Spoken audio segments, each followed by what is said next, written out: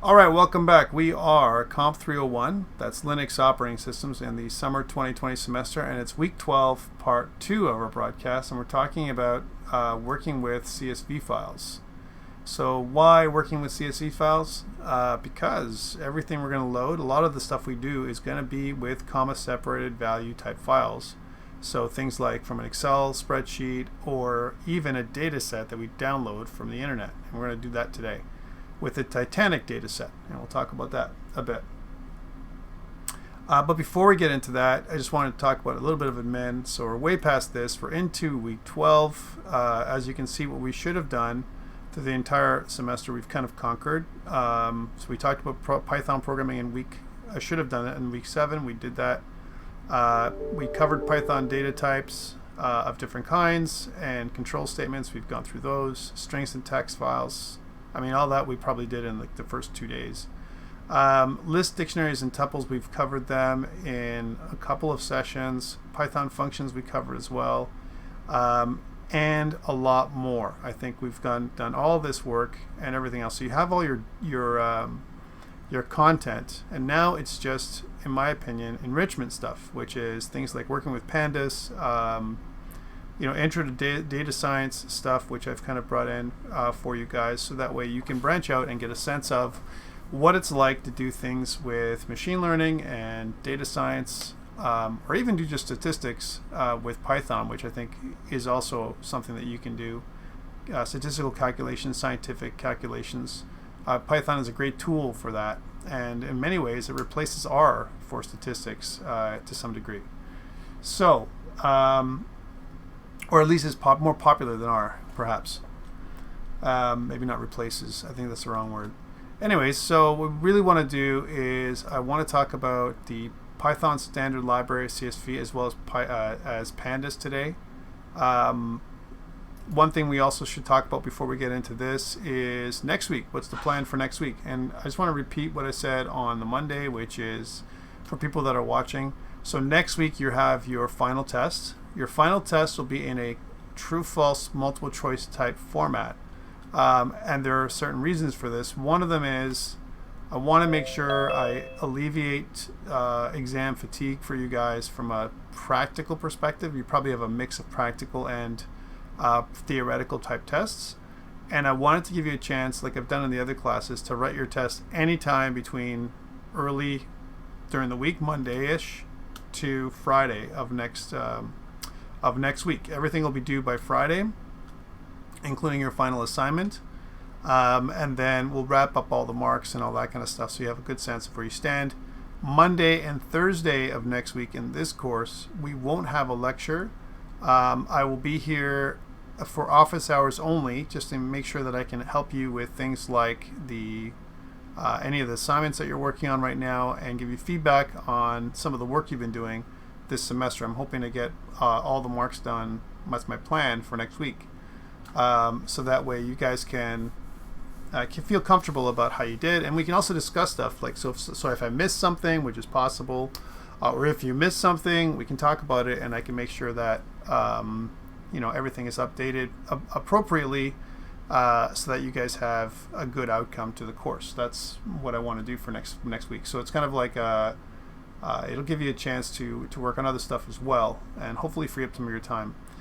For the test, there's probably going to be in and around 50 odd questions. Again, if you look at the topics that we're going to cover, I'm going to cover questions from each of these topics. The operating environment, starting with week 7, because really we covered all of this quiz 1 with quizzes, quiz 1, 2, 3, 4, 5, and so on. That covered everything we needed to cover for Linux. So we're not going to have anything that's going to cover Linux in the final test. I'm not going to touch Linux again. You've already been Linux to death. I've given you, you've been working with Linux. It should be fairly easy for you at this point. We've been practically working with it since day one, which is a good thing. And we've used different distributions of Linux. So things like, as an example, Fedora, and now I'm showing you Ubuntu for the greater half of what we've been doing here with Python, right? So that's pretty good. So you've got 2 distributions you've seen. I've actually shown you another one as well with very briefly. So again, this is great for you guys as an intro. And I'm not going to test you on the Linux part, but I will talk about everything from that it says here in your outline from week 7 on. So it means like all this stuff. So the Python programming environment, you should know about data types, control statements, strings and text, lists, and dictionaries and tuples. We've covered functions and other things. For example, if I asked you about pandas or matplotlib or something, you should know about those things. Now, it's going to be an open book test. This is the great thing about this. So there's no stress for you guys, to try and answer some of these questions. The challenge is you're going to be on a time limit when you answer them. So my recommendation is read through the PowerPoints I've provided for you, which should give you a good basis, because I'm going to be using my PowerPoints to make the test, right? So it's not like I'm going to come up with the questions kind of out of thin air. It won't happen, right? So if you read through the PowerPoints first, I recommend doing that before you do your test.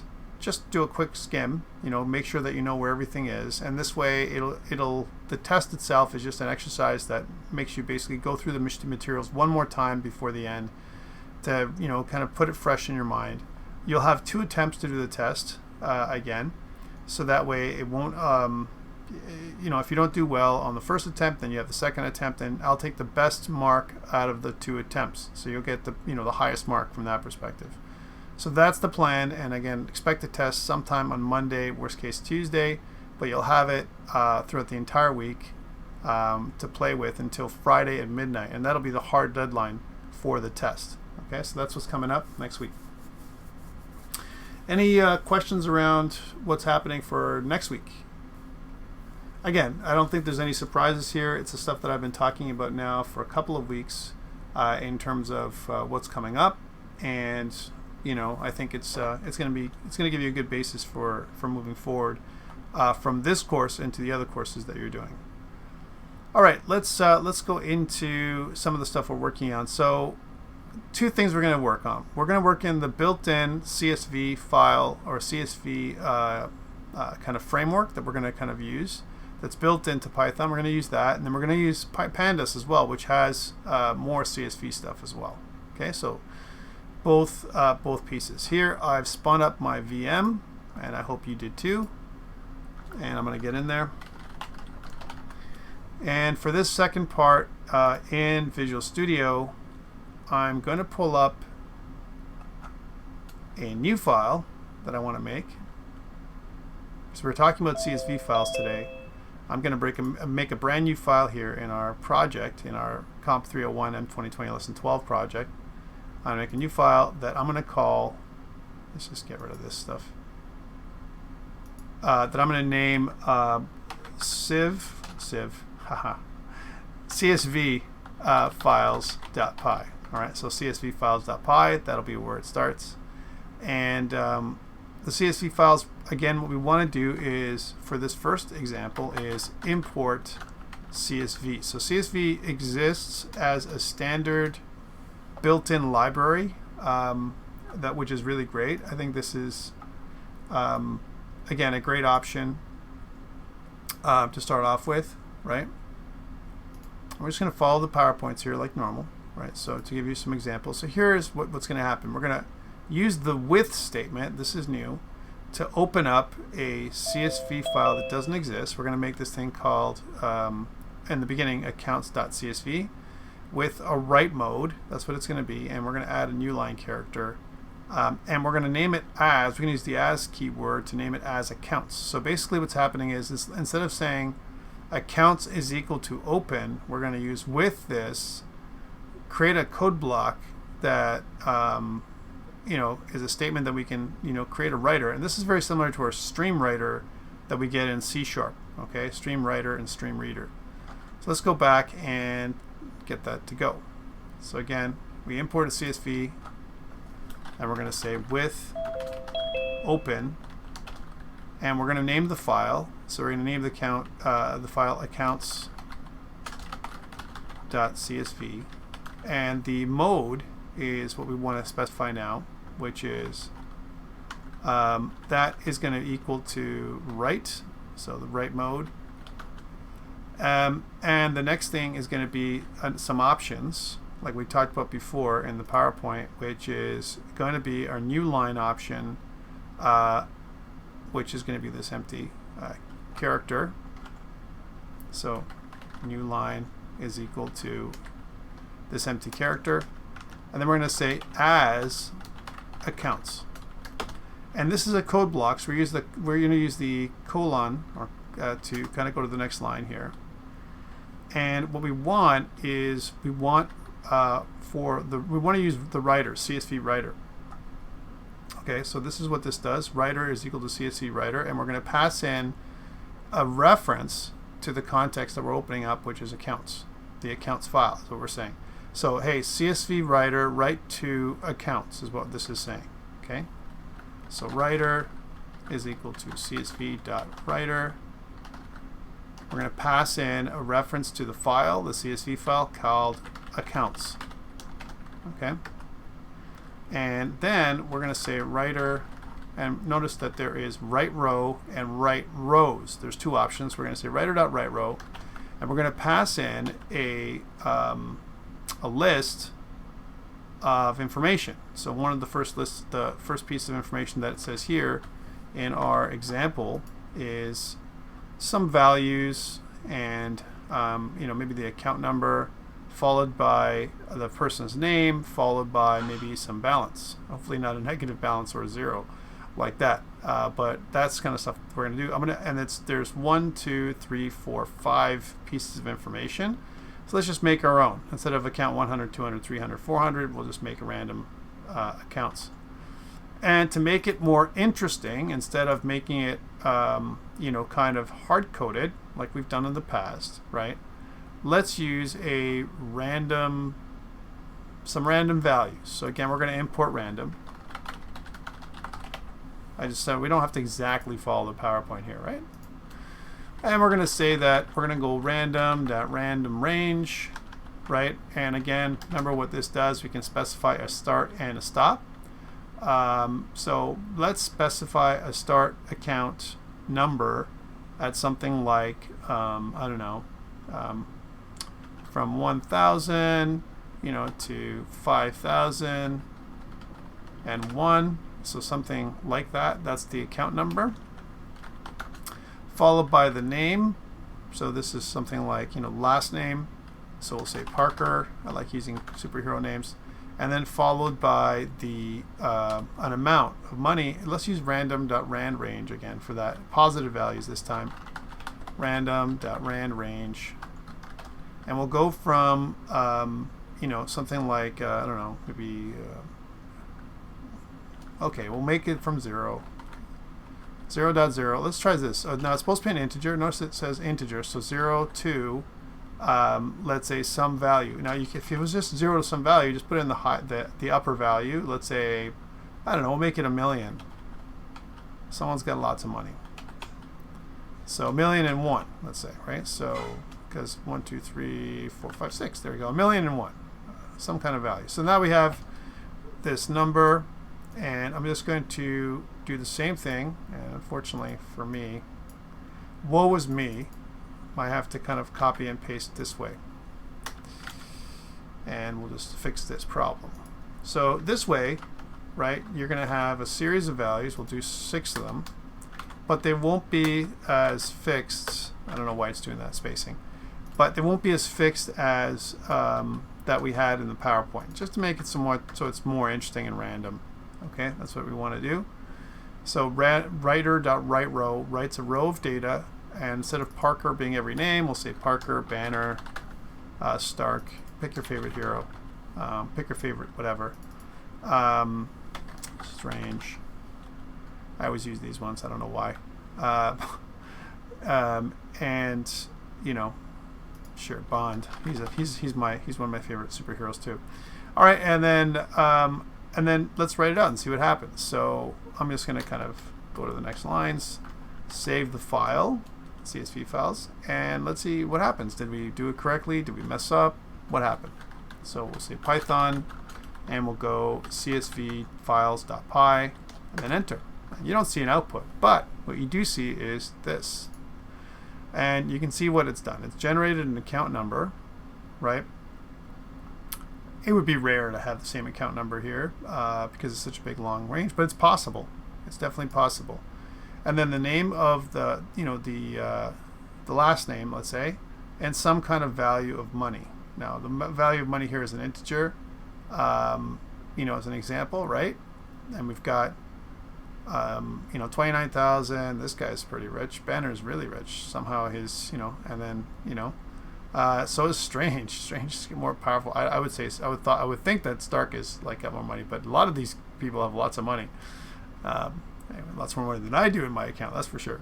But that's like, that's the way it works. So we have comma separated values. This is what the exercise is, right? Comma separated values. We have some stuff that's in here. And you should have something similar if you try the same tricks that I've kind of done. Okay, so a few different values here. All right. So that's how you write stuff out with CSV, and that's what we've done here. Right now, right row writes each individual row one at a time to the file. And so it automatically delimits with commas, but we can specify additional custom delimiters. So if we want to look up the documentation for this, so notice here's the documentation for the CSV library. So let's see if we can pull that up. Just going to bring this into being for you guys. Here it is. And so here's writer, right? So CSV dialect, you can specify if it's compatible with Excel or not. You can also, when you import, you can open of CSV. We did this W for write, and then you can choose. It talks about different dialects you can use, so different kinds of CSV files, and that's fine. There's different kinds of readers. You can read. You can use something called the dict reader that reads in dictionary key and value pairs, which is kind of an interesting way of doing things. And it gives you lots and lots of examples here on a dict writer, dictionary writer, so key value pairs again, right? And here's some examples of that. First name baked, last name beans, baked beans. And that's interesting that you can do that kind of thing. And then notice that they're using the same kind of thing that we're doing. One thing they did is they also put in something called write header, and where you can specify a header. One thing they say is field names is first name and last name, right? Field names. And what they're doing here is they say something like, okay, a writer csv.dict writer, and then we have a CSV file, which is the one that we want to specify, followed by field names, and the field names would be the header row, and the header row is the one we want to write. So let's see if we can do something similar with field names, so that it doesn't look as ugly as the way we've made it. And sometimes you'll get this as an example. So let's try this out. So I'm just going to copy this field names thing. We'll modify it as we move it into our VM. So back into CSV files.py, we've specified a writer, and I want to specify field names. So let's paste that in. So there's field names. Instead of first name and last name, we have the first one is account number, let's say, and then we'll go comma, and that will be last name.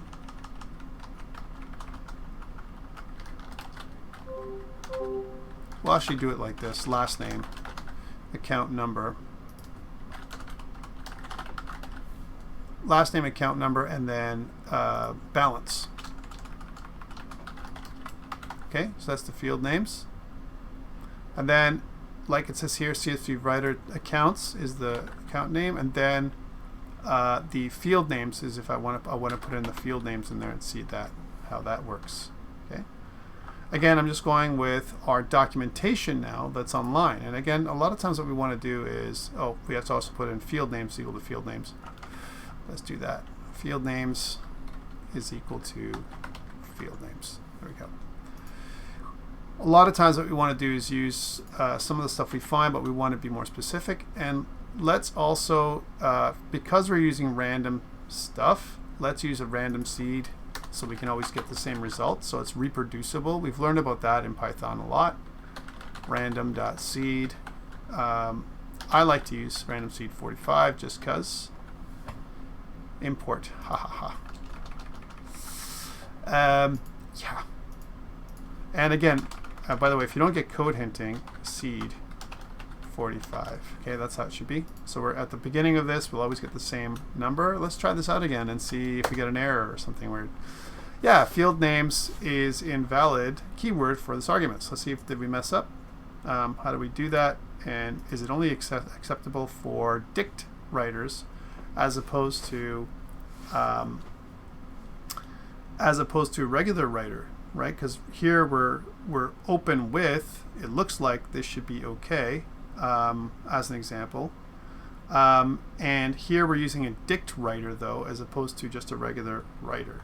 And if you want to see those examples, here's reader objects, and there's writer objects, right row, and so on. And it'll give you some examples of how to do a writer. So use a regular writer. So there's CSV writer. Oh, here's you can specify the delimiter. So if I want to specify delimiters to do something else, I definitely want to write my header row, right? So we got a delimiter, a CSV file, quote character, if I want to use a quote character, but is there some way of adding a header row to the writer without making use of a dictionary? I think that's important. I don't know if there is. I know dictionaries have it, but maybe there isn't a way of doing it. Right header with a row with a field. That's for dict writer, right header. And I'm not sure if this writer has a right header. We can check it with code hinting, and I'll take this out in a second, or for now. But I'd like to be able to write a row. I mean, I can do it manually, obviously, right? Because I just write this information in the first row, writer.write row, and then do this, right? But it'd be nice to know that it's a header. Let's take a look and see if that's true. Writer dot. Yeah, so there isn't an option. We'd see it in the code hinting that would come up, I'm pretty sure. So there isn't an option for that. There is an option for dialect, but I don't care about that. Suppose write row, and we'll write row the field names. All right, so that's kind of gonna hammer it there, and let's just run it now and see what happens. Cool. So did we overwrite, or did we add stuff? So there it is. So account number, last name, and balance became the header row, and you can see now that they've changed. But now if you use the same values that I did, then you should be able to have the exact same data as I did, and that's the idea about reproducibility. So that is how we write out to a file. And remember that CSV format is, I would say, probably one of the most popular formats to store data. Even from a database, you can export to CSV. If you're someone who creates games and you make a tile map, and if you use I'm just kind of going into a bit of a tangent, but let's suppose you are making tile maps for your game, so you can use a program called Tiled. It's a popular map editor, Tiled, and what it allows you to do is output kind of like a tiled map for your game, and you can actually, it's a kind of a drag and drop experience. What you can do with Tiled is you can export to CSV kind of like a code for each of the tiles that you're going to display on your map, right? So CSV is also used for not just for data like this, but even for things like level design for games. So really, really popular tool. I know people who make like complete programs with Excel, things like character generators, character sheets for Dungeons and Dragons, if you play Dungeons and Dragons, all that kind of stuff, and it outputs everything at the end to a CSV, or reads in from a CSV for things like community-based information about how to create a character and so on. It's really cool stuff. I'm going to put this up on GitHub. This is the first part, and let's go from there. So I'll say added CSV writer, right? And then you can have this information and push. Like, this is totally fair game, guys, for things on the test. Anything we talk about that I record, obviously, it's going to be open book, so you can, have any sources you want to answer your test. I mean, obviously, the only thing is you're going to have a shortened time frame. All right, so cool. One thing to note is if you were to call this thing by accident, and some people have done this in the past, they're like, Professor, I'm not sure why, but I get this really weird error when I try and run a file. It doesn't import properly. It says some weird double import thing is happening. That only happens, you get that really weird error if you named your file csv.py. If you try and doing that and then import CSV, what is it going to try and do? It's going to try and double declare this thing and import the file twice, almost like a conflicting import if you try doing that. So if you rename this file, let's rename it, and I'll show you what I'm talking about, because people have had this issue. So let's say I name this thing csv.py. Well, I'm importing CSV, and what I mean here is to import the CSV built-in framework, not csv.py, my file csv.py. So if I was going to run this now, and if I said, hey, let's run my file csv.py, I just named it CSV for whatever reason, I'm going to get this really weird error. It's going to say, attribute error, partially initialized module CSV has no attribute writer, most likely due to a circular import. Yeah, of course, because I'm trying to import myself this way, because even though this is called CSV and my built-in framework is called CSV, I'm overriding it because my file is also CSV. And remember, when we want to include other files, we just call them by name. So that's why this is having a problem. So whatever you do, if you have this error that comes up, a lot of times it comes up because you've named your file weird, like csv.py, and you're trying to import something. For example, let's say I call this matplotlib.py and try to import matplotlib. Well, guess what I'm doing? I'm importing the file, not the library. So that's bad. So let's rename this thing again and fix that problem. So that's why I called it CSV files, CSV files.py, right? And now, just by renaming the file and running it again, you can see that we're good to go. No issues. Actually, let's try that again. No issues, right? It just rewrote this again. It didn't change any data, because every time you write it, you're going to see it's just going to write this thing again, the exact same data, because we're using a standard random number seed as opposed to some random values of other pseudo-random numbers. All right, so that is this part.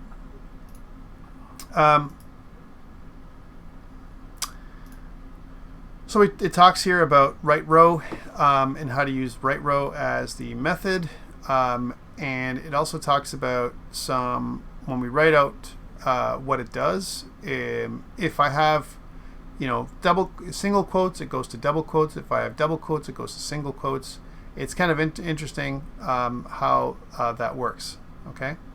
Sometimes what we end up getting is really weird errors when we're writing stuff out, and we'll talk about errors in a second. Okay, so that's how you write. How do you read?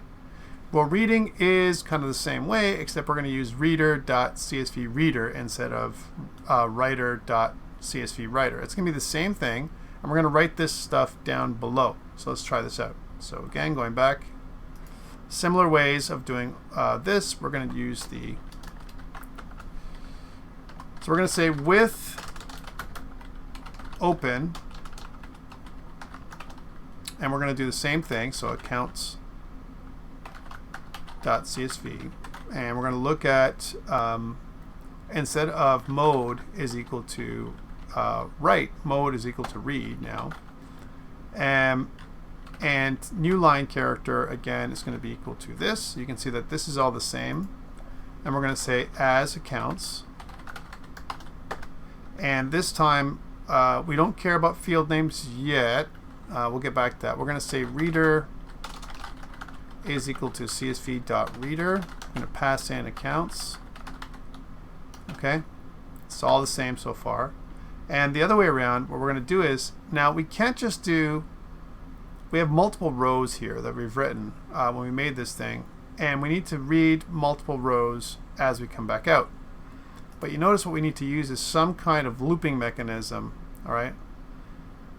Also notice that in here in the example, they use a formatted string account, and they're interpolating the account with some kind of spaces. It's giving you some spaces here. Every single time, well, when we open this up, it'll have account, name, and balance. That's what it's doing here. It's giving us some spaces. And then it's going to open up the reader and then read each of the objects in some kind of for loop. And we're going to say for every record in the reader. Okay, so I like this. Reader is, if you notice, an object. So again, we can say for our record in reader, what we want to do is reader dot. Let's see what it can do for us. So reader is what we're doing. And you can see that these are all the different methods that are available to us. Line number is what it says. So there is our record, right? And notice that I'm going through each of the objects in the reader, right? But I want record. And so what am I getting back? I'm saying from record, get back three things: an account, a name, and a balance. Well, let's look at it some other way first. Before we do this, this is the easy way to do it. Let's do it so we learn a few things. So let's go back to this, and let's see what I get back from record. If I go print record, what do I get?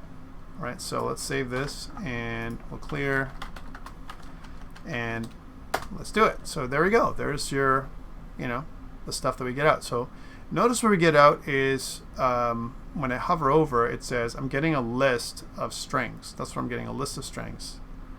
And what I want to do is decouple the list, right? I'm getting three values, right? Not quite a tuple, all right? It's not a tuple, but we're getting a list, a packed list of strings. So the record actually holds everything that's inside of my CSV. For every line, when I read every line, think about this as a row. And let's just rename this, instead of record, we'll call it row. For every row in the reader, for every row in the file, I want to print my row. And that's what's happening here. I'm printing my row, right? But I don't just want to print out the row. I want to create three variables, right? And that's what they've done. So they've decoupled this. Remember, I can do that from a list. And that's what they've done here. They've basically said from the record, make an account variable, a name variable, and a balance variable.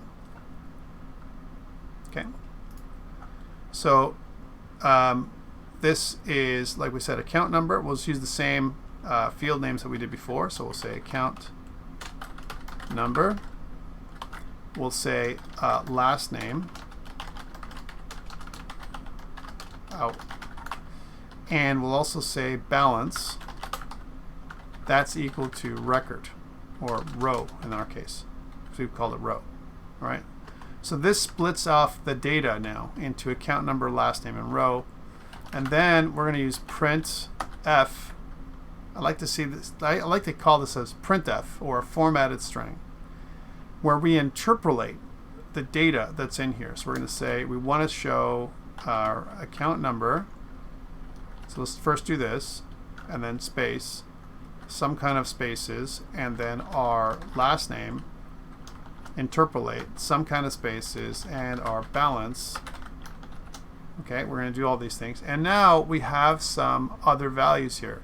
So notice it says colon, and then less than 10, and this is greater than 10, right? So it says that as well. So colon less than 10. And colon greater than 10. What does this mean, less than 10 and greater than 10? Well, what it means is left justified here, 10 characters minimum. Left justified, 10 characters. Right justified, that's what this means, 10 characters on the right side. Okay, so that's what it does. So let's try this same kind of configuration out. So we can sit there and go colon, left justified, 10 characters. Colon, less justified, 10 characters. And just to show you, we'll do the same thing. Colon, left justified, 10 characters, and we'll see what it does for us. it's going to look different than theirs because we're trying different stuff out. And as you can see, this is left justified, and also 10 characters may not be enough because we've used account number, and account number is 1, 2, 3, 4, 5, 6, 7, 8, 9, 10, 11, 12, 13 characters plus a space, 14. So maybe we need to use 14 or 15. Let's make it 15, and let's make it so that this says it's account number. That's what this is, account number. It shows us these things, last name and balance, right? That's the first thing it's going to show us. Last name, account number, first name, last name, and balance, because it's coming from this. This is a field names that we put in. Might as well make it look nice, right? Up here, so account number, so we'll say 15 characters. 15 characters, and we'll make this go to the right. This went to the left. We'll make this one, we'll just show you it goes to the right. And I'll go 15 characters to the right now, this way. All right, let's try it again and see if it's better. And yeah, it's better, right? And you can see that this one definitely went to the right side. I mean, one thing we didn't do is we didn't comma separate this. And the same thing goes with this. We didn't make this comma separatable because we used a random range, and we didn't use some other thing. We could have made this into something that was more formatted than what we did here with our account numbers. We'll come back to that. All right, but you can see now, you can clearly see that I've read things in from the CSV, and I've spit them out here manually inside these columns. Okay, so you should be with me. Are you with me? Check mark. If you're trying to follow along, if you're just watching, maybe a thumbs up. If you have a problem, maybe an X. Hopefully I can see you guys do stuff good. Excelente. Yeah, so I want you guys to try this out because I think it's good practice for you, right? As you're working through your own stuff that does this. So we've looked at, thank you for that. So we've looked at a couple things, and this looks very similar, if you think about it, to writer.writeLine from C#, reader.readLine, kind of, is what we're doing here. But we're using another iteration methodology, for in, right? For every row in reader, right? But what would stop me if I did kind of like a reader? Is there another method that we can use? If I said something like, hey, reader dot, is there some way of looking at the reader and reading it in? And you can see that in this case, not really, right? It does other things. There's other kinds of private properties that we can access, that we can modify.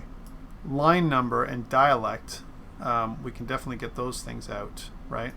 So if I kind of wanted the line number, so line and that looks like a property. That's what that is, a property. So if I wanted to say print the line reader line num, let's say, okay, and what does that do for us? It says 0, so it starts off at almost like the pointer to where it's looking at. So it's almost like for every reader, for every row in the line number starting at row 0, that's what this is. So if I was going to print out the line numbers there, let's take this whole thing and then print out the line number. So just to print out, kind of reader dot line number. I want to see if I'm right. And if I did this, you're going to see it's separated by 0, 1, 2, 3, 4, 5, 6, which is exactly what I thought. All right, so that's what this does. It keeps track of the index of the row, almost like row index is what this does.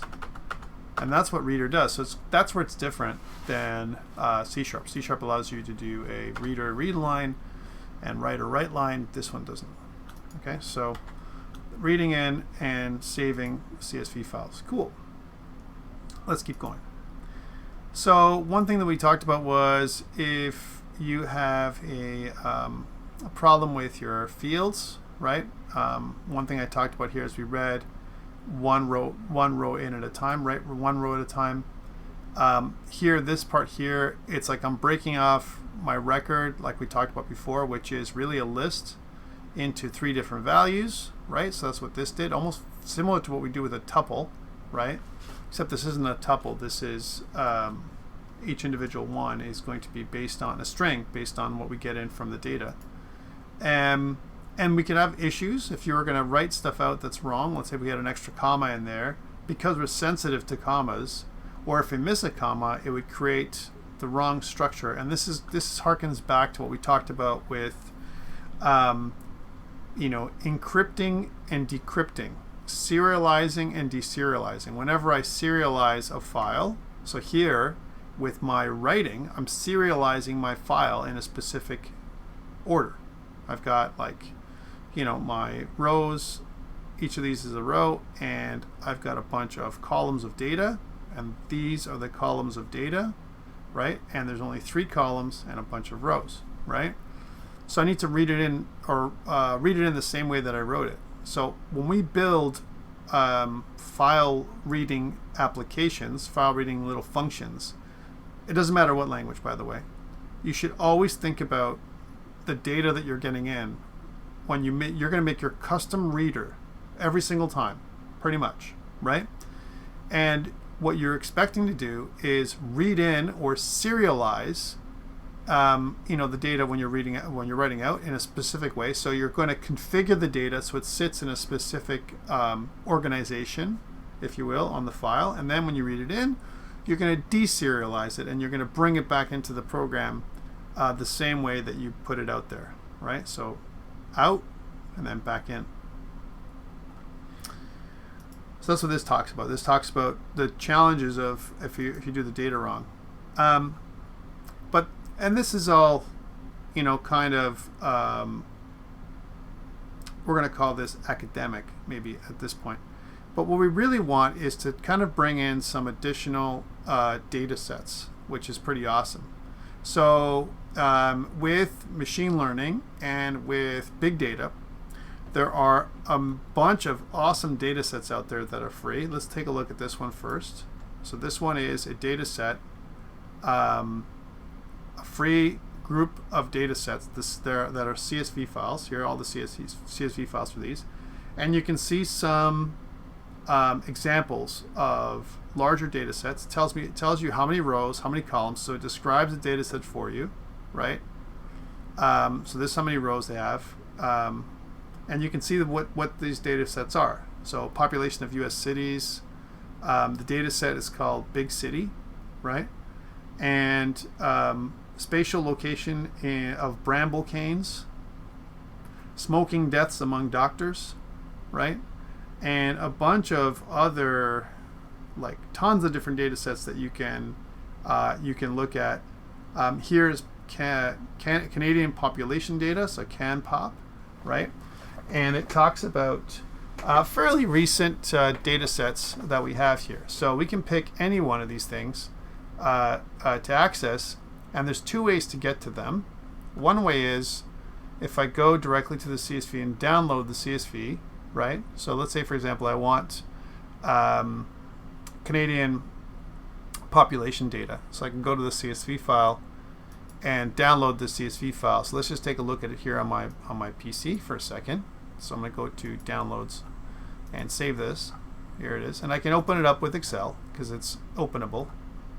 And you can see what you get from 1851, there's the year, to 2001. And it talks about the population in millions. And you can see how things have grown over the course of the years, right? So from 1851 to 2001, we went from 2 million to 30 million. So a little data set. And you can see the size, right? 16 rows, 2 columns, not a lot of data. If we go to larger data sets, for example, data from the General Scout Survey from National Opinion Research Center of the University of Chicago, where you have 28,000 rows across 8 columns. Okay, that's a bigger data set. And you can see that there's lots of another one. Here's one: salaries for professors. I like this one. Salaries for professors. Sure, let's look at that one. So 397 rows and 6 columns. Okay, let's see what that looks like. So you can definitely take a look at the data. So one of the first things we do whenever we get a data set is inspect it. Okay, so we look at the data set. We know that this is, there's a couple of things here, right? We can see that we've got a bunch of rows. I've got a header row with rank, discipline, years since PhD as an example. Years service, how many service years they had. Sex maybe is, is another category, as well as salary. So how much money they made, kind of stuff. We don't know where this is from, although there is a descriptor for each of these data sets if you're interested. So if you go to the right, you can see there's a document that goes along with it. So hopefully the document itself will describe, this one here, the doc, will describe what this sent. So it says, description, the 2008-2009 9-month academic salary for assistant professors, associate professors, and professors in a college in the U.S. The data were collected as part of an ongoing effort of the college administration to monitor salary differences between male and female faculty members. The usage, salaries, here's the format, and so on.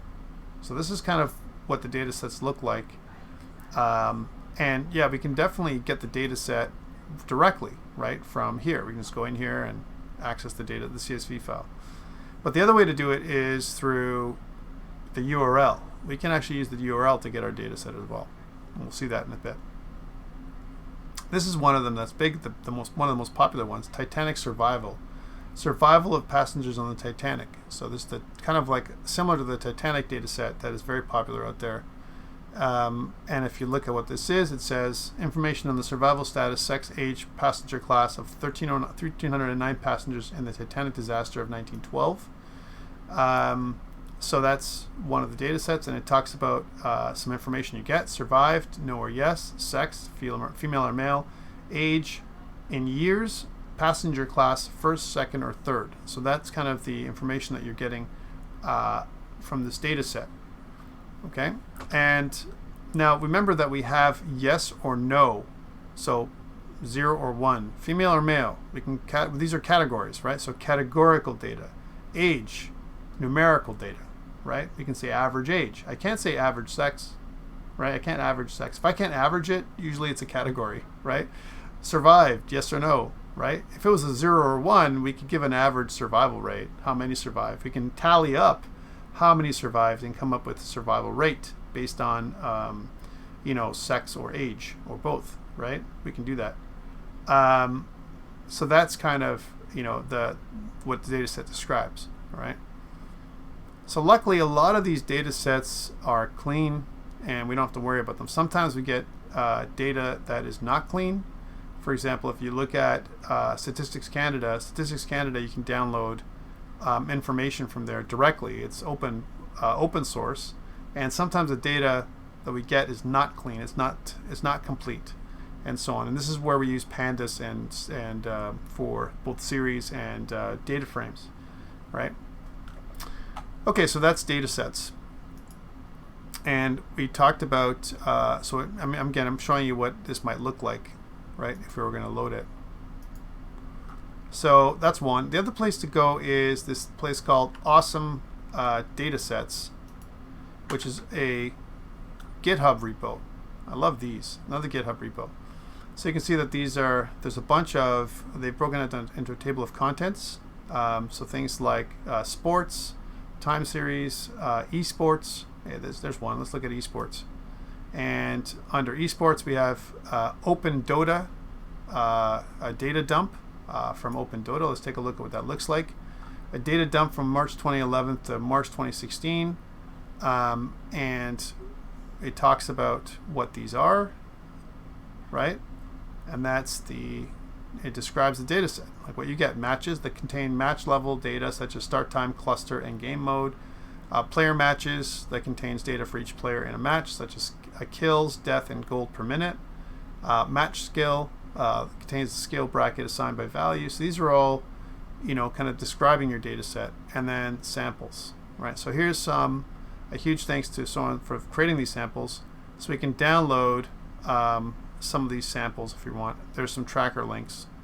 Let's just download something like player matches, and then XML file does not appear to have any style information with it. That's unfortunate. I wonder if they're all like that. Nope, there it is. That's one. So that's Open Dota, all matches from 2016 to match, and we can download that data set. I'm not going to do that right now, but you can see that if you want to, there's lots and lots of data out there. And if you can also search for data sets, if I say like data set, right?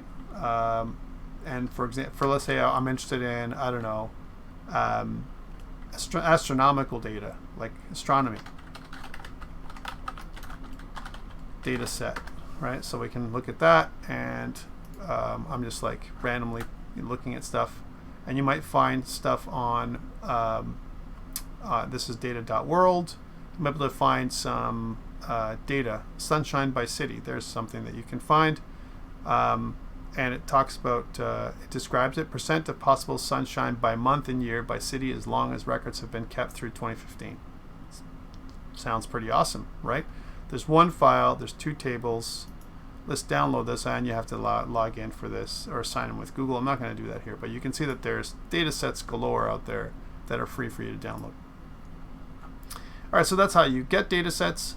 And you know what we want to use is this Titanic disaster data set that is pretty popular out there. For those people who don't know, the Titanic was this massive ocean liner. The people, it was in its maiden voyage, April 14th to 15th. The Titanic struck this huge iceberg and it sank in 1912. It's been the subject of speculation on how it happened, you know, different error that was made. And it was a massive, one of the biggest ships that was out there at the time, and it was lost in kind of the Arctic and there was a lot of things. There's a whole movie on it for people who don't know. Again, I'm speculating that you may have heard, but some people, you know, they don't watch movies and they're not you know, in the know of common items of you know, kind of knowledge. But I'm just putting it out there just in case you don't know. So instead of using our open and using the built-in CSV reader, we're going to use something else. We're going to use our pandas, you know, library. We're going to use read CSV. So pandas, remember, is way better at handling data than the raw way we do it. And remember, we use pandas a lot for data analysis. So here we're going to use import pandas as PD, and we're going to use the pd.read CSV. We're going to read from the same accounts file. We're also going to say, we're going to name the account. So we're going to say, we can do this, names equal to account name and so on, if you really want to. And when we do this, notice that there is a account name and balance at the top, right? Because it's like account name and balance right here. But we've already put that in there. Our data set has it embedded, right? And this one doesn't. So let's see what happens when we do this. So going back to this then, let's log in. And like first do the file that we have. So we have CSV files .py. I've written them and I've opened it. Now what I'm going to do is I'm just going to comment all this stuff out with a doc string. All right, so I want to make sure that this is a popular way of doing stuff. You kind of, you know, specify, try something, you open up something, and then you do something else. Let's try import pandas as PD, right? I also want to import matplotlib for now. Okay, please do this. And then I want to pyplot as plot. I want to do that too, because we're probably going to make a graph later on. All right, so let's do that. And what I want to do here is we're going to say PD dot, so PD dot, and you can see that read CSV is a thing. We need to make the reader IO, right? The delimiter type, you can see that there's lots of information that we're getting here as options. It's an overloader constructor. Notice that there is, or initializer. Sometimes we call them initializers as well. You can see that this is one, and if you click this little button here, it gives you the second one. So the other constructor or initializer has a file path that comes in next, which is accounts.csv. So let's put that in there. So accounts.csv. So that's the second constructor. And then some kind of separator if we want, or whatever else we want. So that's what this is basically showing here. So accounts.csv, and then some kind of names that we want for the top. Okay. we're going to leave this part out for a second, and we're just going to see what happens. DF, by the way, here in the PowerPoint stands for data frame, right? Because we're going to get a data frame back when we read this CSV file. Okay, so let's go back. So again, if you hover over, it doesn't give you any output, right? But if I was to do this, you can see that it shows you what it outputs to you, right? At the end of the type, at the end of the name, or the end of the day, we want to get a data frame back out. So data frame is what we're going to make this. Let's call this frame just to be different. Frame is equal to this, and then let's print it out. So print frame, right, and see what we get from it. We're not changing our data, we're just printing it out, and let's just see what happens. There it is. Account, number, last name, balance. Hey, that's interesting. I never even said that there was a header row, and it did it anyway. That's the power of pandas, my friends. It kind of looks at the first row and goes, hey, is there a header row in there? If so, let's remove it from the data. And that's what this is. That's what's happened here.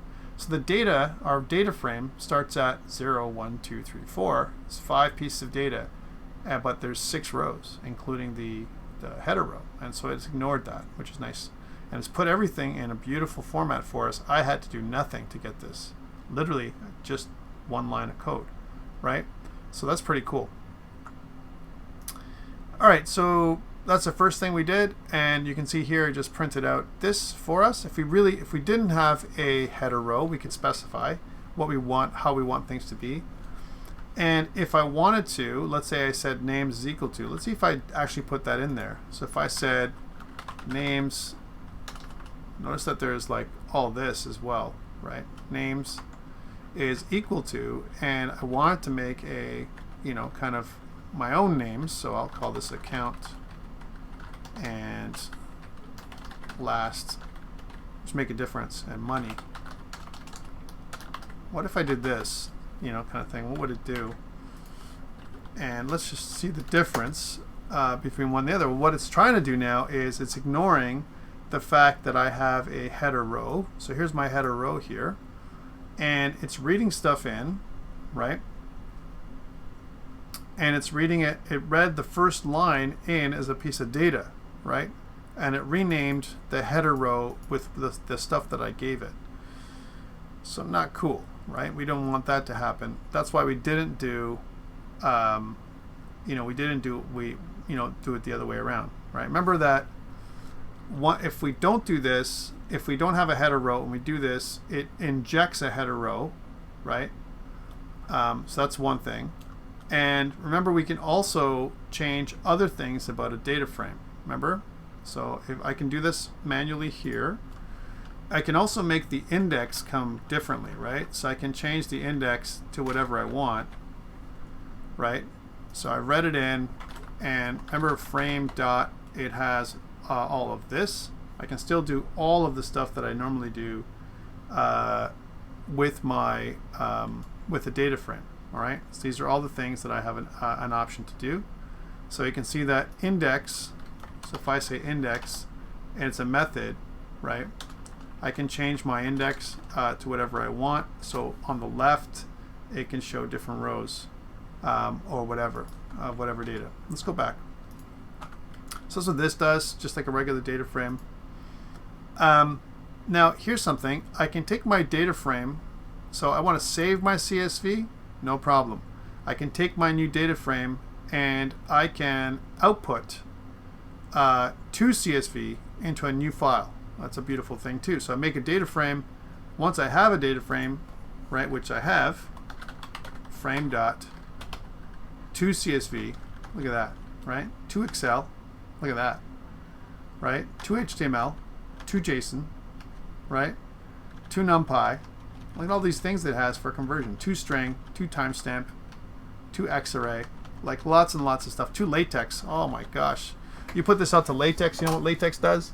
You can, use this for a lit review, or even put it into a document, a white paper that you want to use to publish with. I mean, it's amazing what this thing can do. You know, so there's lots of stuff that it can do. One thing that it's missing that I always want to see is to PDF. It doesn't have that here, right? Which would be awesome. But to CSV is pretty cool. So we're going to take it in as a CSV, and we're going to output it into another one. So we're going to call this, what do they call it? Like data frame account? Counts from data frame. Yeah. Accounts from data frame. Sure. We'll call it frame accounts. Frame accounts.csv. Again, one of the things is our index that we come up with, it says index is equal to false. We do have an index. Our index is true, right? So let's do both ways. If I say index is equal to false, let's see what happens when we do this. So save, and we'll do it. It did this, plus it produced a new file for us at the way out. And what it did, account number, last name, and balance. So that's index is equal to false. Okay. What happens if instead we do index is equal to true? So basically it's read it in, spit it out. That's what it did. Okay. What about if we said index is equal to true instead? What happens there? So if I did that, and if I did output to CSV, and I look back in here, then it's interesting that it added in a comma up here, comma, and then this did all this, right? So that's one thing it did. And also notice it also put in 0, 1, 2, 3, 4. Put those numbers in there too, right? So let's do that again. Go back.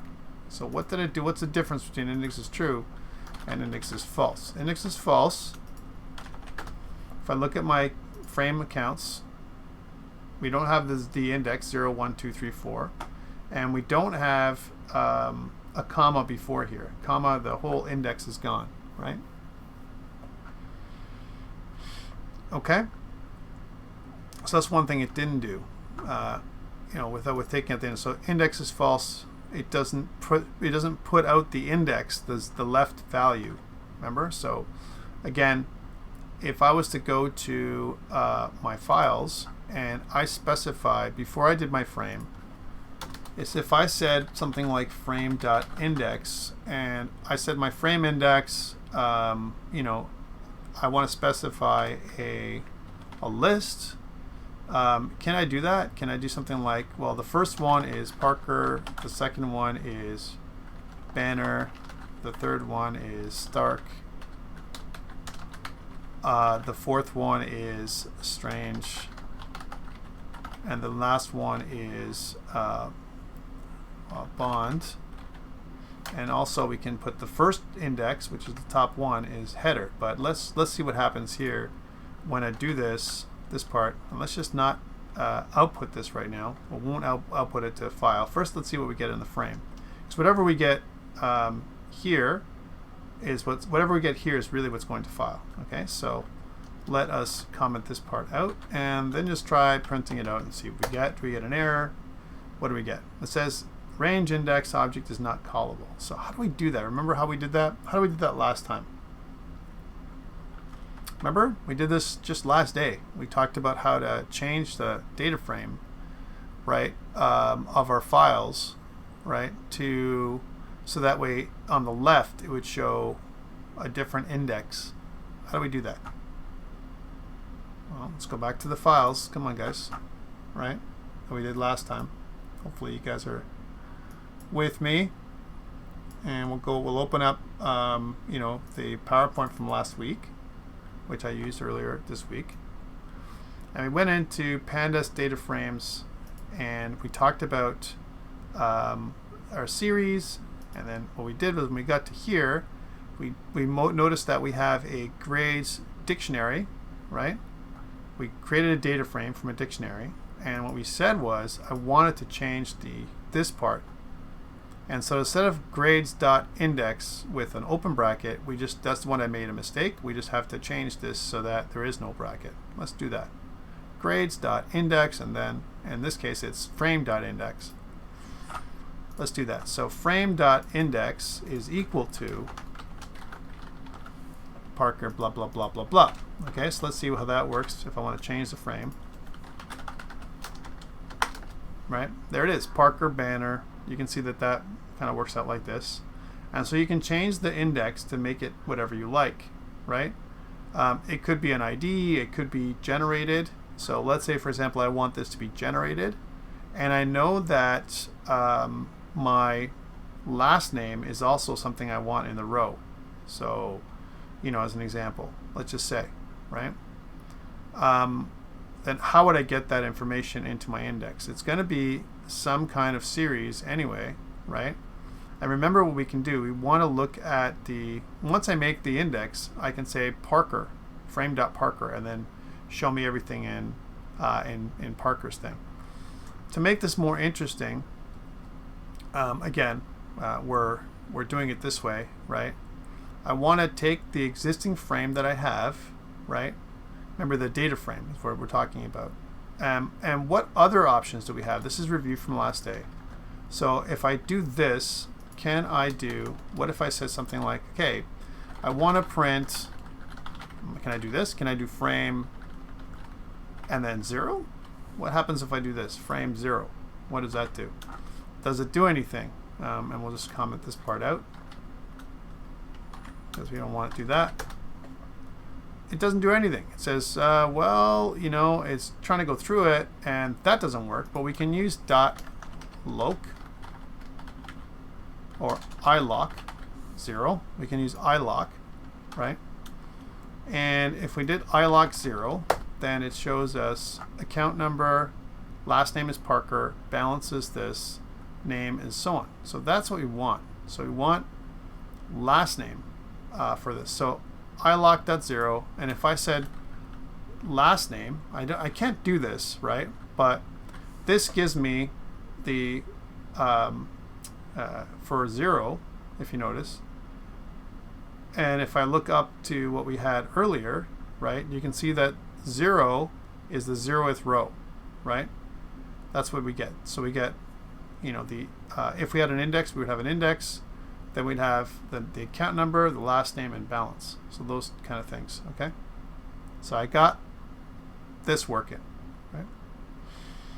Cool, because we don't have an index. We don't, from now on, we don't really have this yet. We don't have iloc.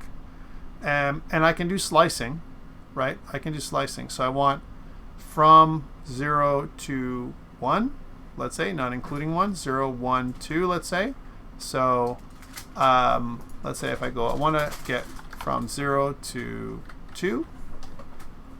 That's iloc. Iloc means an index location from 0 to 2, right? Index location from 0 to 2. All right, let's see what that does when I do this, right? So there it goes. 0, 1, not including 2. So I got these rows in here, not including 2. I can also transpose. I can do this stuff. And I can make a new frame to do that. So we did this all last day, right? So I can say, okay, I want my frame, you know, my transpose frame, we'll call it T frame, to be equal to frame.transpose, right? And if I did that, and I didn't do this, it's all review, right? I want to print T frame or transpose frame. What do I get? I get this. Account number, last name, balance, 0, 1, 2, 3, 4, 5, right? So, so that's interesting. I can do that. Okay. So T frame is actually an inverted frame, right? And here's all the data that I have, but in a different order, right? So we're 0, 1, 2, 3. I want to use loc, and I want to use loc 0. So if I said T frame, and I want to go iloc 0, right? Iloc 0 is what I want. There's iloc 0. And then if I did that and printed that out, then I would get 2113, 2998, and so on. Where are these numbers coming from? 2113, 2998, 1335, right? These are account numbers, 0, right? And the next one is 1. So if I said iloc 1, I'm just manipulating data here, right? So then if I do that and I inject it again. Then I get Parker, Banner, Stark, Strange, and Bond. Right? And then if I did this, then I know what I got. I could say that frame.index is equal to tframe iloc1. Let's see if that works. Right? And then if I look at frame then, if I print out frame again, let's print out the frame. And if I do this kind of stuff, then what do I get? Well, I get Parker, Banner, Stark, Strange, and Bond, and I don't have to do any of this. I'm just showing you guys that there's so many things you can do with Pandas. Pandas is an amazing framework, if you will, that gives you so many things that you can do that does this. So this is creating the index. Now that we have an index, right? Parker, Banner, Stark, Strange, and so on, right? And if I make indexes true, I don't need this anymore. So this whole line, let's get rid of it. And we don't need this anymore. If I did this now, and if I said index is true, just to show you what that does, and I was to cast it out, then what I'm going to get in my frame accounts is last name, account number, last name, balance. And notice that last name got injected in there. Last name, Parker, Banner, Stark, Strange, Bond, account name, account number, last name again, and then balance at the end. So you can do lots of really interesting stuff. Notice that last name got injected there because that is the name of my series, right? That when I did that iloc stuff, I actually got a series back. Right, so this iloc, right, returns a series, right, that out of my frame, right. And if we also think about this, so frame.t is an inverted frame, right, or transpose frame is what this is, right. So I could make this. Let's just do this for a second. I could make an extra step in here. So we'll call this series. Right, is equal to tframe iloc. Copy it again. Okay, I could do this and then plop in series in here because that's what it is. I'm just putting series lowercase so I can show you this. And if I was to print series out here, let's see what that looks like. So you can see I get count number. It says Parker, Banner, Stark, Strange, Bond, last name, data type. Last name is the series, right? Data type is object, right? That's what we're getting. Last name is the series. Data type is object. All right, so this is kind of interesting that we can do this. We can say, and so this, it comes up as actually a data frame that it returns, not a series. So it's another data frame that it spits out again. Hey, once we have a data frame, even if it's a data frame that's like one column wide, we can do lots of stuff with it. Okay, so I just wanted to show you that.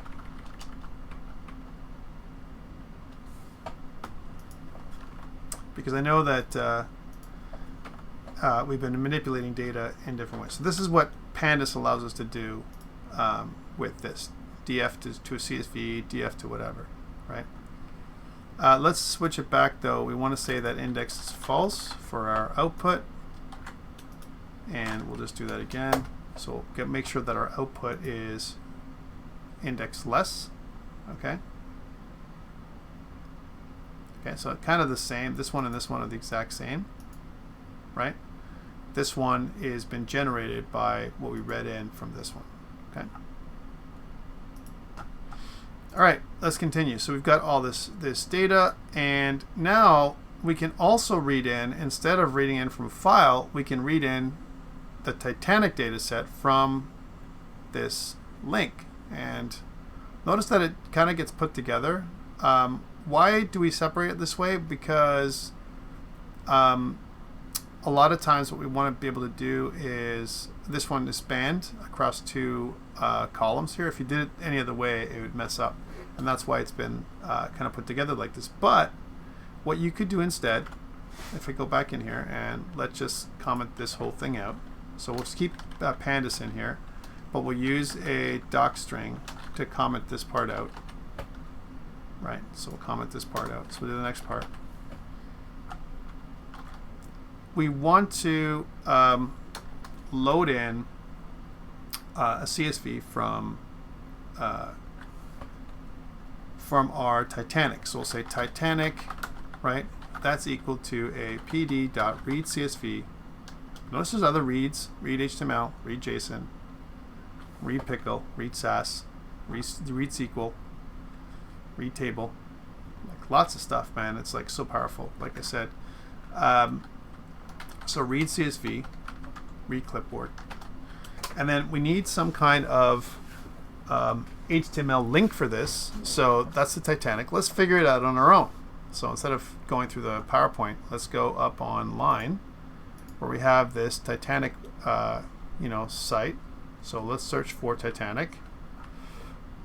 So Control F and then Titanic. You can see that I get to the Titanic survival. I'm going to get this. I'm going to grab the link by right-clicking, and I'm going to copy my link, copy link address. Okay.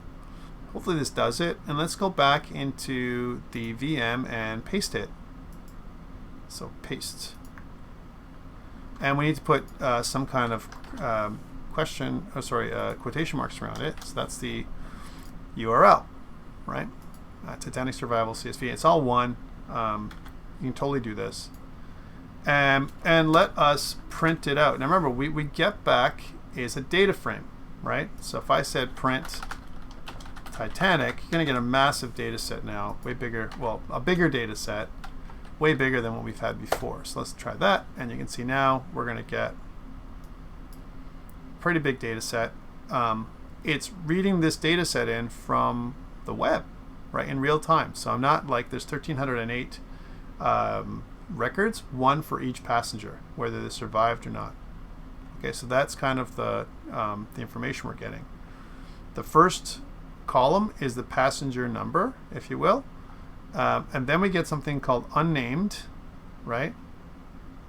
And then survived, unnamed 0, survived, yes or no, right?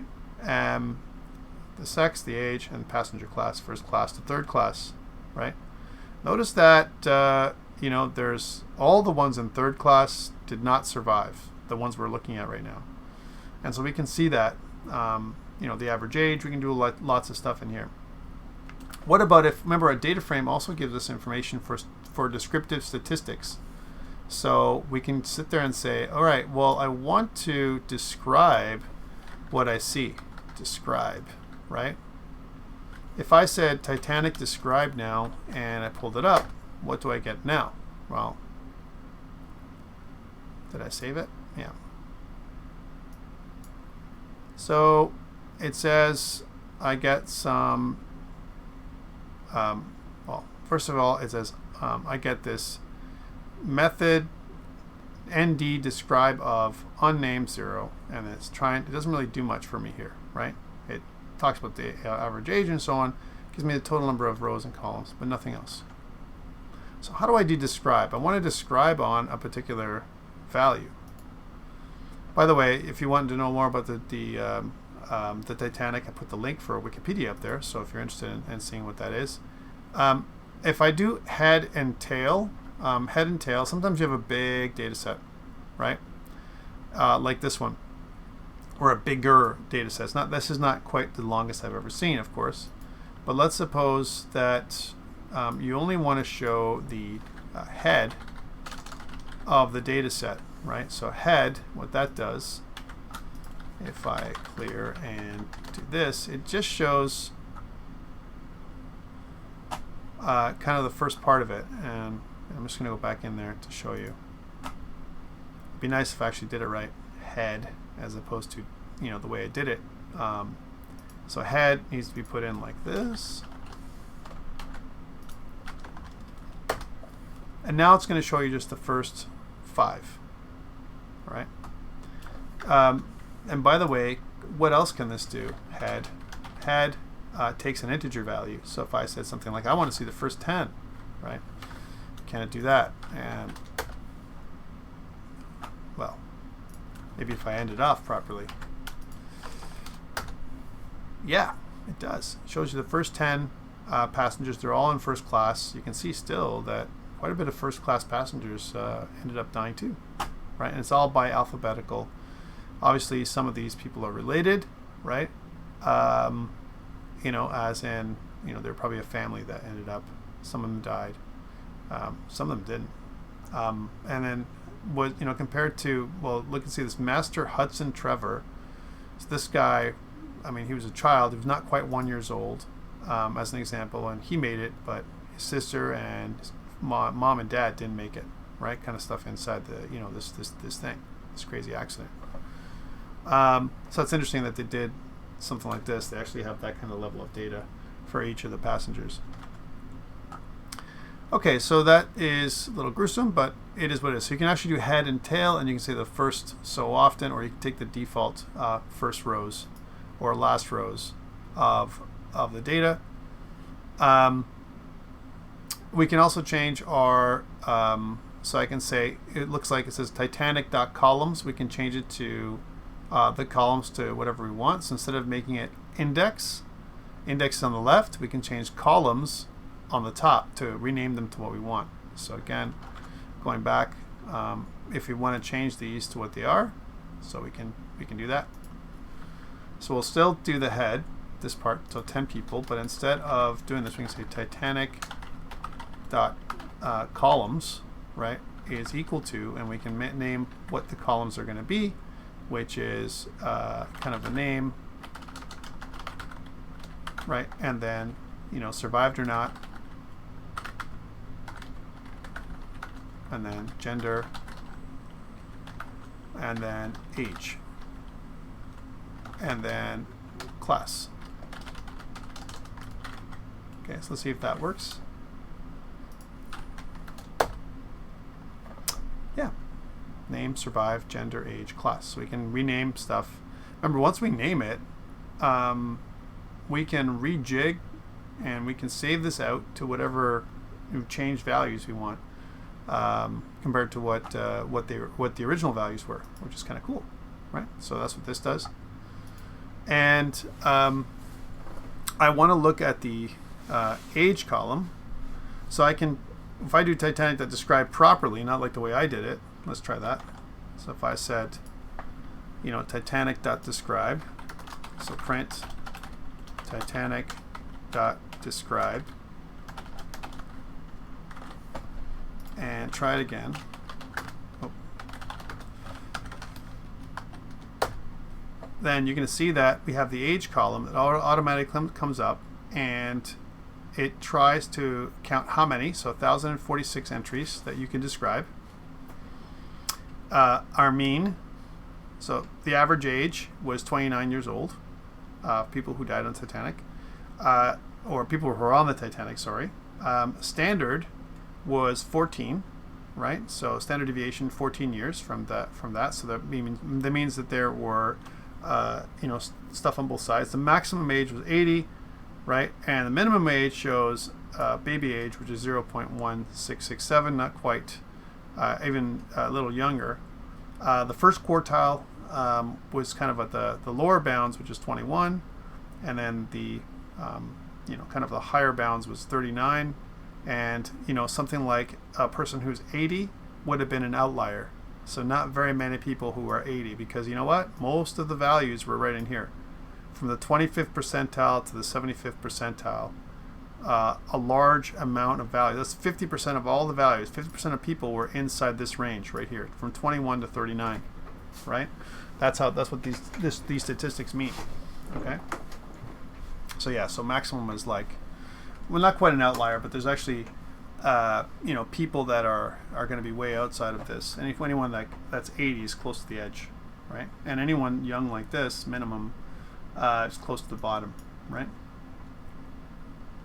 So babies did exist. The people were on this thing. Now, so that's what this does. All right, so that's what age. Now, why did only age come up? Why do you think only age came up, right? Well, because age was the only column, right, that was not categorical, right? Remember? When we look at a piece of data, right, and again, this is part of the learnings, right? and we see the data that we were presented with up here. Name is categorical data, right? It's not numerical data. It's something else, right? Survived, yes or no. Right now, the way it's put in, categorical data. Gender, female and male, the way it's put in, categorical data. Classed, first, second, third, categorical data. The only numerical data is this part right here. And if we were actually to look at the data set, you might see that we're missing some values because we have, our count is 1,049, and yet we have 1,300 rows. So what happened to the other rows of data that we got from this? Where did they go, right? And again, if I was going to go to the data set that's online, the Titanic data set, and let's download it. I think I may have done this already, but let's download the Titanic data set, Titanic survival, and let's open this up.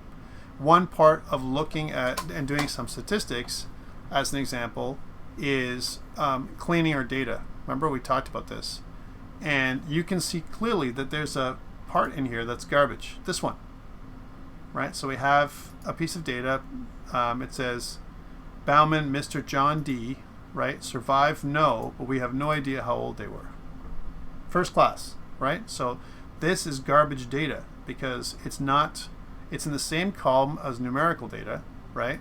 But unfortunately, what it is the data that's been ignored.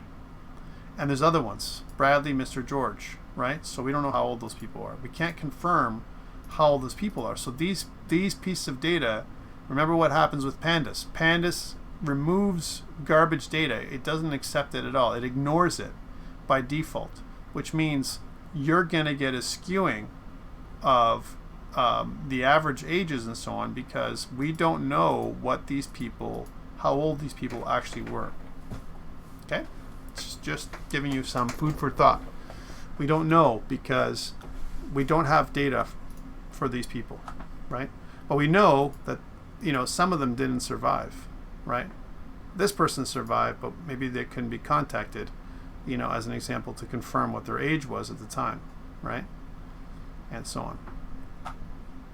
Okay, so that's part of the the things that we're doing, which is, hey, you know, we don't have enough data, and so what Pandas does is it removes, and it removed like 263 records, it looks like here, something like that, 263 records away from our data set, which means the data that we're getting when we do our descriptive statistics is slightly skewed, I would say, because 200 is a good sample size that skews our data. So this could have been, well, this is the data of the things that we know about. We can't fill in the data, you know, with unknowns like random numbers. We can't. We could actually fill in the data if you really want to not skew it, if you want to really skew it towards the middle, with our median. So if I said something like, well, the average, instead of a mean, which is 29.88, right, based on the data, if I wanted to go more towards the center, I could replace the data that's missing with our mean, or median, I mean. Median is like the 50th percentile, right in the middle, right? There's equal number of people who are younger and equal number of people who are older that were on the Titanic from the median, right? That's this number here. Notice that 29.88 is to the right of the median, which means it's skewed to the left, right? In terms of the way the data looks, okay? If you know statistics, then you know what I'm talking about, skewed to the left. Okay, anyways, let's continue.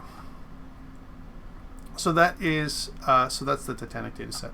And let's move on. So it tells you that. It says that right here, the discrepancy in the count versus the data set's number of rows, and the last row's index was 1308, that we call the tail, and only 1046 out of the records that were there. Why? Because we have some garbage data in there. And so the youngest passenger, it says, oops, the youngest passenger was just over 2 months old. We talked about that, 0.17, and the oldest max was 80. The median was 28, which is the 50th quartile or percentile, if you will, and so on. And so what we can do is, if I want to say, what about the people that survived? So I want to compare the people that survived. I want to filter, that's what this is, the people that survived in the Titanic, and describe those people. right? So let's do this. So again, we're just analyzing data here, right? So people that survived. Okay, let's do that. So again, think about the format. Survived is actually a column, right? Survived, right? So survived, when we did statistics, descriptive statistics, survived is something that's up here. Okay. So if I said that, if I said I want to get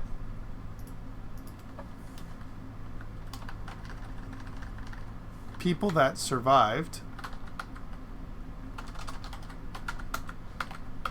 so people that survived the trip, right? And I want to get it's equal to whatever value that I want. So again, equals to yes. Remember that it's lowercase yes is important that we get this because it's very tricky. All right, so what if I want to just show this? So just do this part like this. So what do I get now when I do that? Does that even work, right? And yeah, it says that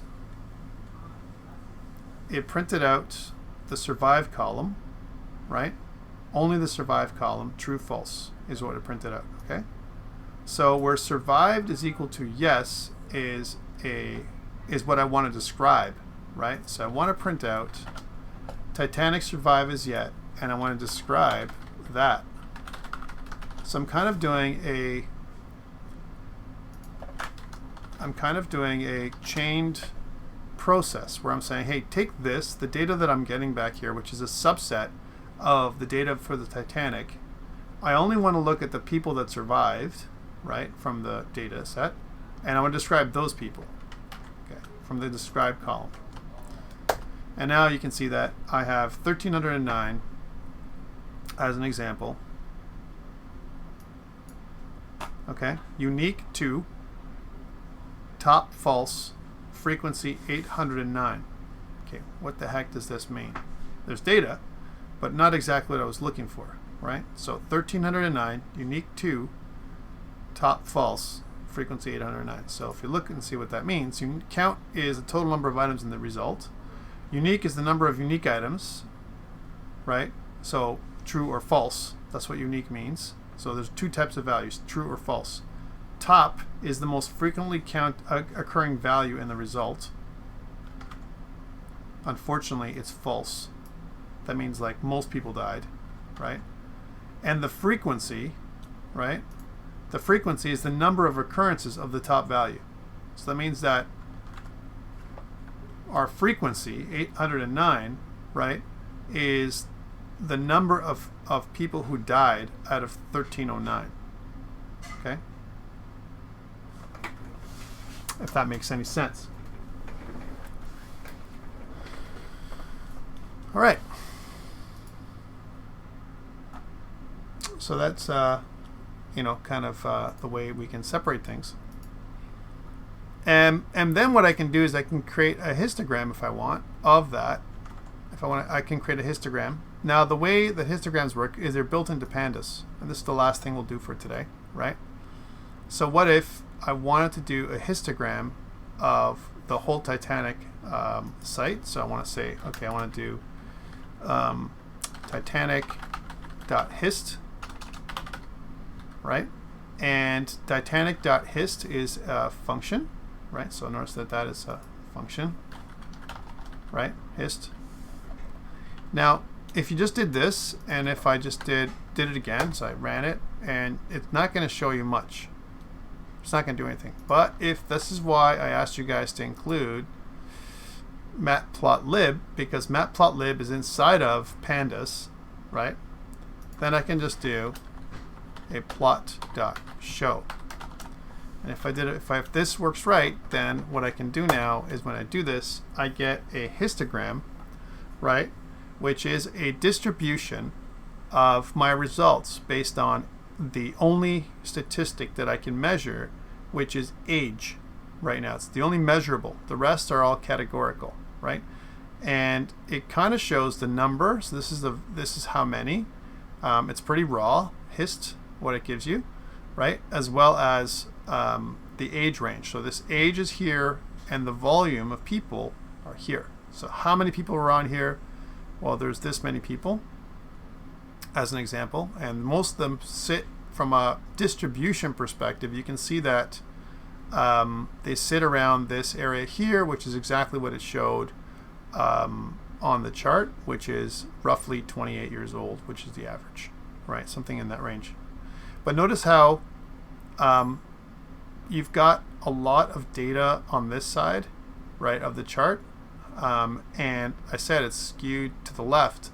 Is it correct, or is it skewed to the right? Well, if it's right of center, actually I was wrong, it's skewed to the right. There's more data, what looks like, there's slightly more data to the right than we have to the left, right? Looks like there's more. So it's just giving you a sense of what this looks like in terms of a chart. So pretty cool. I think this is interesting to look at.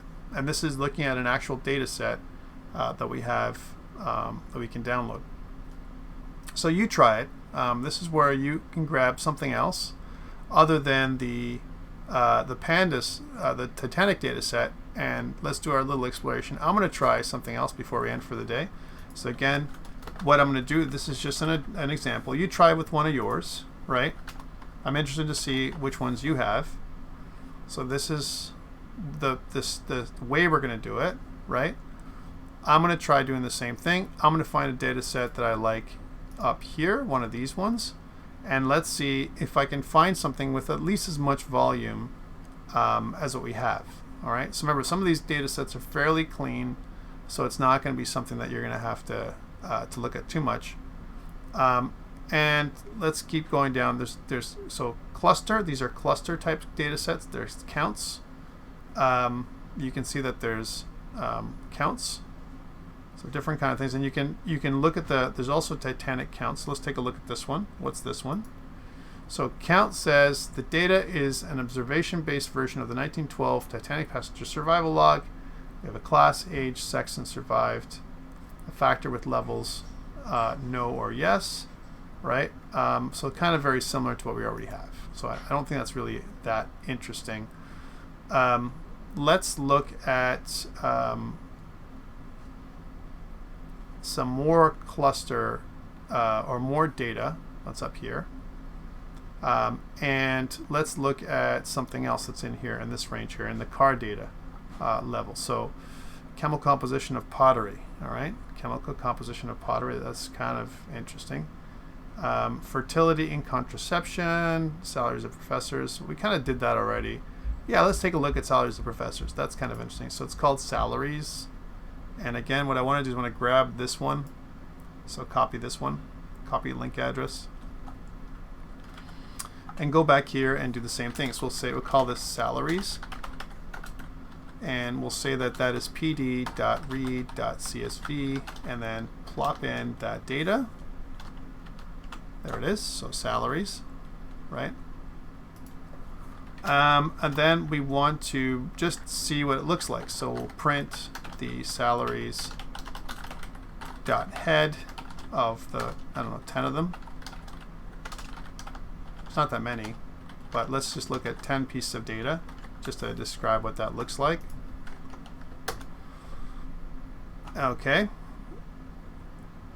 And what did I do wrong? Did I comment everything out? So pandas, pd read.c, oh yeah, read.csv, read_csv is what I wanted to do. There we go, some data. Now this is different, right? I've got unnamed 0, 1, 2, 3, 4, 5, 6, 7, 8, 9, 10. I want to ignore the first one. So I don't care about this data. This data looks like it's completely useless, right? Rank and PhD and years of service and male and salary. So I can ignore the first piece of data. Let's do that. So I want to get rid of it, and so that means that I want to say that salaries is equal to a data frame, right? Is equal to salaries.iloc, right? And I want to look at it from 1 on, okay? Not 0. So it means from the first one on. I want to ignore the left, which is this first column here. I'm filtering or slicing this whole thing. Okay, so that's what I want to do. And then let's see what I get there after I've taken that data. It's a way of cleaning it, right? Then did I get rid of the first piece of data? So 1 on. Okay, what about if I did 2 on? I want to get rid of that data. Oh yeah, dirt. Did I change that finally? What if I just said salaries of 1, and let's just see iloc 1, what that gives me. Did I save that? Yeah, right. So salaries of 1, rank prof, discipline B, years of service, years of PhD, and so on. This is the first column, right? Or the first thing. If I said 1 to 2, and then what I want to do is ignore the column. I want to ignore the left column. And I think I forget what that is now. Salaries dot, and again, I want to drop salaries drop, and I think it's the list or an access that I want. Let's look up salaries drop because I want to be able to drop something from a data frame. So data frame drop and data frame drop. So I can't remember.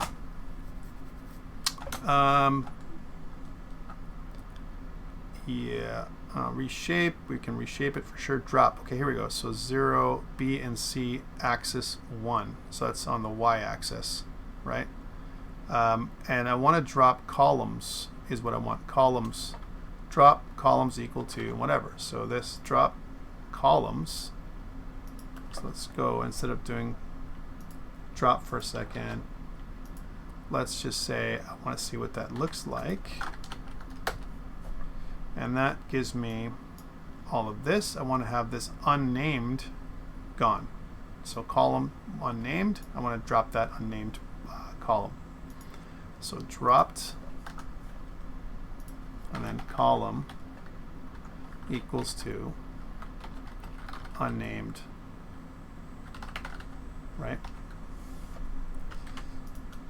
Because I don't care about that column. Unnamed with a capital U. Make sure we capture it correctly. Unnamed, capital U. We want to drop that column, and we're going to say that that is the salaries. Okay, so let's see if that did what I want it to do. Okay, it says key error, unnamed, not found in axis. Oh yeah. We also specify axis. Let's see what that looks like. Axis is equal to what I said, columns. That's funny. Columns equal to this, and maybe it just doesn't know what that column is because we have A, B, C, D, and in this example they were able to drop data frames B and C. Maybe I just didn't type that out properly. Let's make the columns appear as what we want. So we're going to say salaries dot columns. We're going to name them to make sure that the way they are is equal to. We'll say column X is the first one. We're going to make it so it's X, capital X, and then the next one is rank discipline. So this is discipline,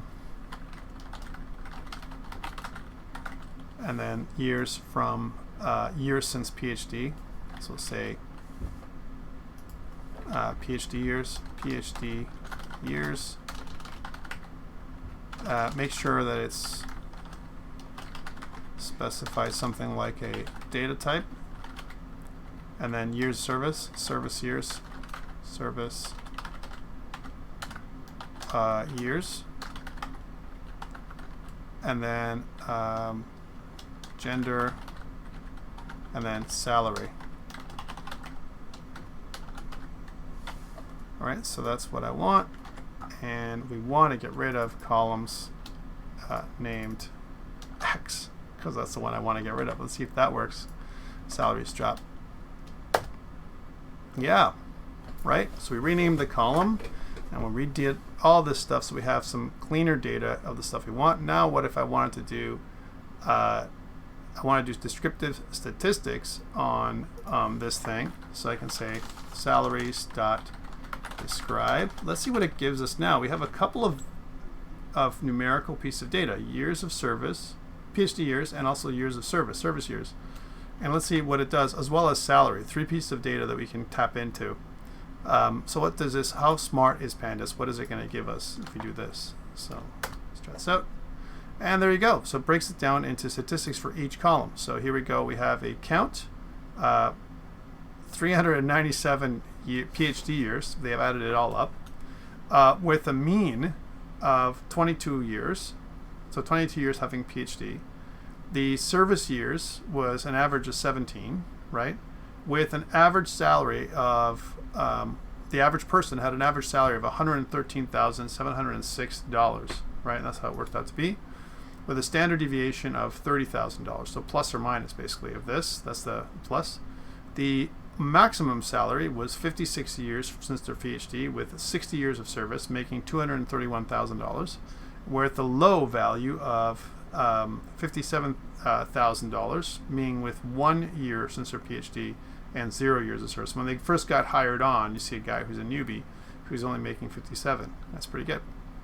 So this is the information we have. Hey, can we do a histogram to do all this stuff? So yes, we can. Let's do that. So we'll say salaries now dot hist, right? We want to do a histogram. And we want to do a plot.show, and let's see what that does for us. Do we get one histogram? Do we get more than one? We get this. And so we get a histogram for each of the distributions here. And this is just taking some random stuff that we got there. So we can see now where the distribution of years is. So most people are kind of in here, in the 20+ year mark for the average salary, the average professor in the United States. It looks like somewhere in here. You see the bulk of them are here. And you can also look at, we're talking about PhD years, years since their PhD. So with the median being 21 and the mean being 22, it's slightly skewed to the right. Okay. Salary-wise, the salary, we can describe this. We can talk about these things we're seeing here. Salary-wise, the average salary was $113,706, which is probably about right there, right? 113, and the median was 107, which means on the left of the median, which means it's you can see the skew goes this way, right? You see it goes kind of, so most of it's to the left. And the same thing goes. You can talk about service years. Most people, the average number of service years. Mean is 17 years, with a median value, the 50th percentile is 16, which is to the left, which means it's skewed to the left. So there's more people on the left side than on the right side. So there you go. So 3 little histograms come up. And by the way, guys, this is what we start doing with data sets. We start off like this. Let's take a look at the data. Can we analyze the data that we have, right? I didn't have to drop tables, but I could.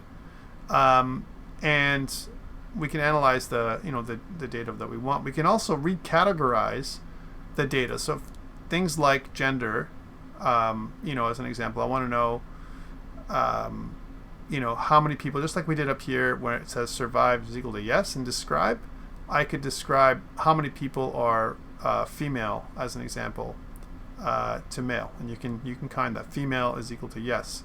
And notice that with our statistics, female is a capital F, so we could do that too.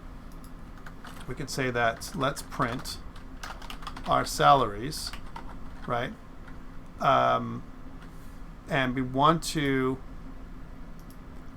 just like we've done up here, right? We want to say that female, where female is equal to yes, right? And what we want to do here is this is the point of this whole thing. We want to describe how many female to male We want to look at that statistic, that category or dimension, if you will, to look at that information. So we can do that. Oh yeah, we're still running our chart.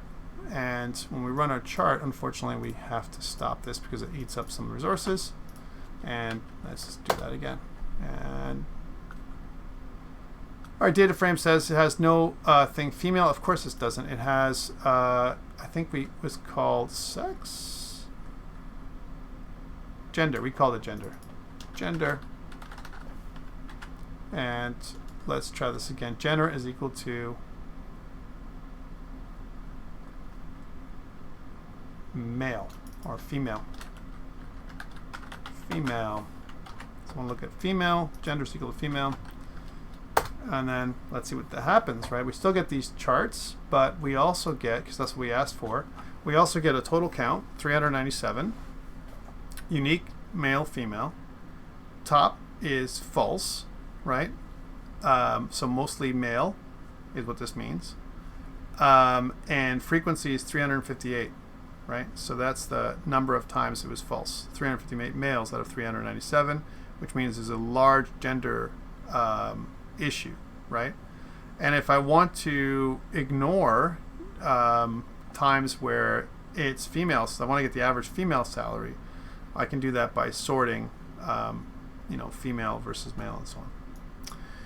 All right, so that's pretty cool, right? So it's like gives you some information. Any questions around the stuff that we've talked about so far? So again, this is another example today of how Pandas is a great little library, and what we did today, which is a little different, we didn't do really any machine learning. All we did was just describe data. So we kind of looked at some data. We talked about CSV files and the importance of CSV files and how most of the data that we're going to get out there is most likely going to be in CSV format, right? We're going to get it either online, we're going to make it ourselves, we can generate data for ourselves, we can export it from a database, but it's normally going to be in CSV format, and we're going to analyze it from there. And Pandas is just a one-to-one tool. It's such a great tool to help us do that with Python. All right, so that's all I wanted to talk about today in terms of our learning. Again, this was the last lecture. I want to tell you guys for sure, I'm going to miss it. I really enjoyed doing the Python and the Linux stuff with you guys. I think it was great. So next week, like we said, starting on Monday, I'm going to do just kind of an open office hours so I can answer questions about your assignment, the last assignment for this course, and also help you with any test-related questions. All right, so again, my recommendation to you is before Monday, take a look at your materials that I've shared with you, all the stuff that we have from a PowerPoint slide perspective. I'm going to go with that, not the books. So you might have the book. Maybe some of you got those or whatever. It's okay. There's good material there too, but I'm probably going to focus on the stuff that's in the PowerPoints, and this is how I'm going to make up my questions. Okay. Are we going to use the class hours too? Absolutely. I'm going to be here I'm going to have Zoom meetings for the class hours where we're going to get together, and it's open office hours. You just come in, and then if you have questions or whatever, I'll just be here waiting to answer your questions. I'm not going to broadcast those though. So it's just going to be Zoom meetings. All right, so I'm not going to actually do like YouTube videos or anything like that because there's no point for those kind of things. I don't think it'd be that interesting for somebody to watch. All right, have a great day, guys. Anyone have any questions before we go for this stuff? My computer broke. Oh, I'm so sorry. That sucks, Tiago. Sorry that it broke. Hopefully you can fix it before next week. I'm just gonna stop recording here, guys, because we're continuing to record up online, and I want to make sure that we stop. So, all right, thanks so much, and that's it for me.